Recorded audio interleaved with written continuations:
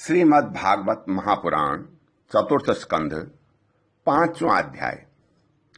इस अध्याय के अंतर्गत आज आप सुनेंगे वीरभद्रकृत दक्ष यज्ञ विध्वंस और दक्ष वध।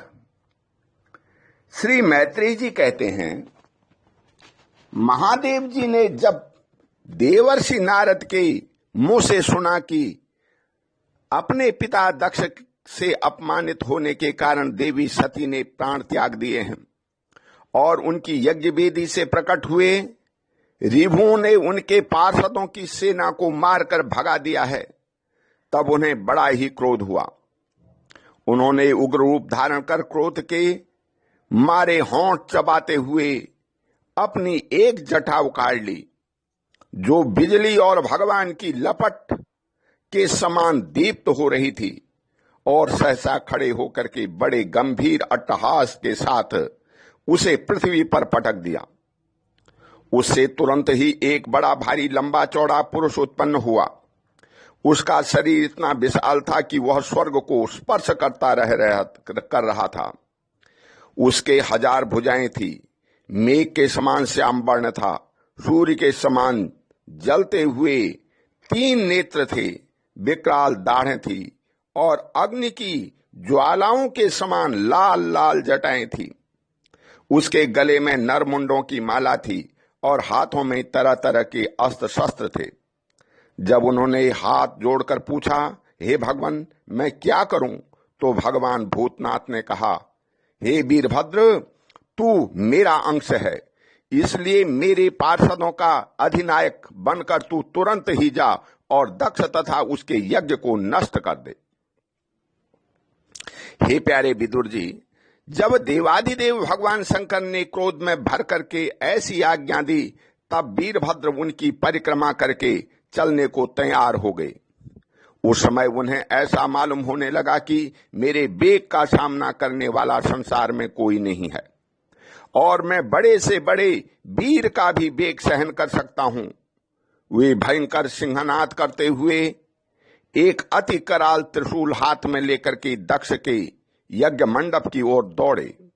उसका त्रिशूल संसार संहारक मृत्यु का भी संहार करने में समर्थ था। भगवान रुद्र के और भी बहुत से सेवक गर्जना करते हुए उनके पीछे हो लिए। उस समय वीरभद्र ने के पैरों के नूपुरादि आभूषण झनन झनन बजते जाते थे। इधर यज्ञशाला में बैठे हुए ऋत्विज, यजमान, सदस्य तथा अन्य ब्राह्मण और ब्राह्मणियों ने जब उत्तर दिशा की ओर धूल उड़ती देखी, तब वे सोचने लगे, अरे यह अंधेरा सा कैसे होता जा रहा है। यह धूल वहां से छा गई। इस समय न तो आंधी ही चल रही है और न कहीं लुटेरे ही सुने जाते हैं, क्योंकि अपराधियों को कठोर दंड देने वाला राजा प्राचीन वरही अभी जीवित है। अभी गौओं के आने का समय भी नहीं हुआ है, फिर यह धूल यहां से कैसे आई? क्या इसी समय संसार का प्रलय तो नहीं होने वाला है? तब दक्ष पत्नी प्रसूति एवं अन्य स्त्रियों ने व्याकुल होकर कहा, प्रजापति दक्ष ने अपनी सारी कन्याओं के सामने बेचारी निरपराधा सती का तिरस्कार किया था। मालूम होता है यह उसी पाप का फल है, अथवा हो न हो यह संहार मूर्ति भगवान रुद्र के अनादर का ही परिणाम है। प्रलय काल उपस्थित होने पर जिस समय वे अपने जटाजूट को बिखेर करके तथा शस्त्रों से सुसज्जित अपनी भुजाओं को ध्वजाओं के समान फैला करके तांडव नृत्य करते हैं, उस समय उनकी त्रिशूल के फलों से दिग्गज बिध जाते हैं तथा उनके मेघ गर्जन के समान भयंकर अट्टहास से दिशाएं विदीर्ण हो जाती हैं। उस समय उनका तेज असह्य होता है।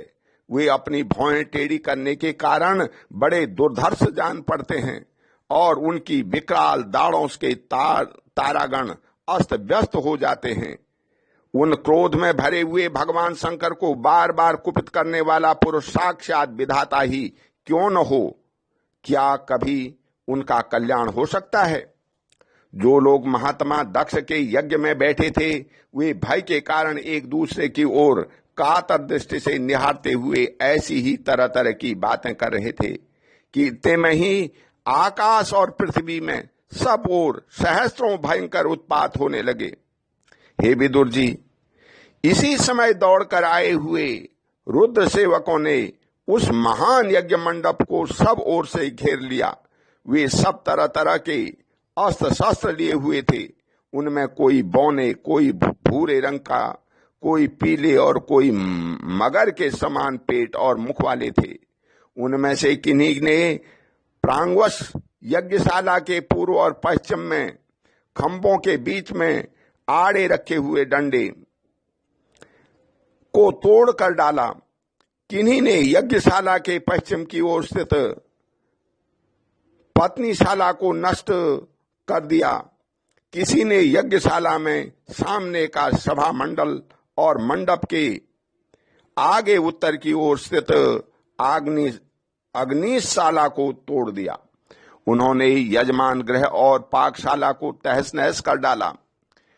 किन्हीं ने यज्ञ के पात्र फोड़ डाले, किन्हीं ने अग्नियों को बुझा दिया, किन्हीं ने यज्ञ कुंडों में पेशाब कर दिया और किन्हीं ने वेदी की सीमा के सूत्रों को तोड़ डाला। कोई कोई मुनियों को तंग करने लगे, कोई स्त्रियों को डराने धमकाने लगे और किन्हीं ने अपने पास होकर के भागते हुए देवताओं को पकड़ लिया। मणिमान ने भृगु ऋषि को बांध दिया। वीरभद्र ने प्रजापति दक्ष को कैद कर लिया तथा चंडीस ने पूषा को और नंदीश्वर ने भग देवता को पकड़ लिया। भगवान शंकर के पार्षदों की यह भयंकर लीला देखकर तथा उनके कंकड़ पत्थरों की मार से बहुत तंग आकर के वहां जितने ऋत्विज सदस्य और देवता लोग थे सब के सब जहां तहां भाग गए। भृगु जी हाथ में श्रुआ लिए हवन कर रहे थे। वीरभद्र ने उनकी दाढ़ी मूछ नोच ली, क्योंकि उन्होंने प्रजापतियों की सभा में मूछें ऐंठते हुए महादेव जी का उपहास किया था।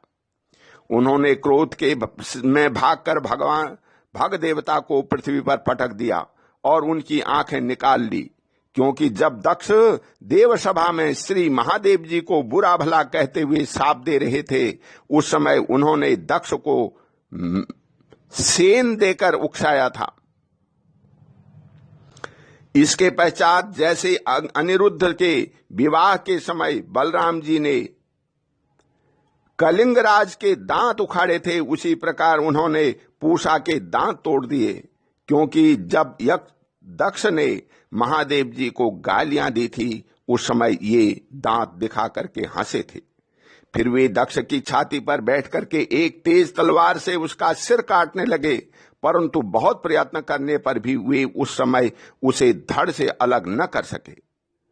जब किसी ने किसी भी प्रकार के अस्त्र शस्त्र दक्ष की त्वचा नहीं कटी तब वीरभद्र को बड़ा आश्चर्य हुआ और वे बहुत देर तक विचार करते रहे। तब उन्होंने यज्ञ मंडप में यज्ञ पशुओं को जिस प्रकार मारा जाता है उसे देखकर उसी प्रकार दक्ष रूप उस यजमान पशु का सिर धड़ से अलग कर दिया। यह देख करके भूत प्रेत और पिशाच आदि तो उनके इस कर्म की प्रशंसा करते हुए वाह वाह करने लगे और दक्ष के दल वालों में हाहाकार मच गया। वीरभद्र ने अत्यंत कुपित होकर के दक्ष के सिर को यज्ञ की दक्षिणाग्नि में डाल दिया और उस यज्ञशाला में आग लगा करके यज्ञ को विध्वंस करके वे कैलाश पर्वत को लौट गए। बोल श्री कृष्ण भगवान की जय।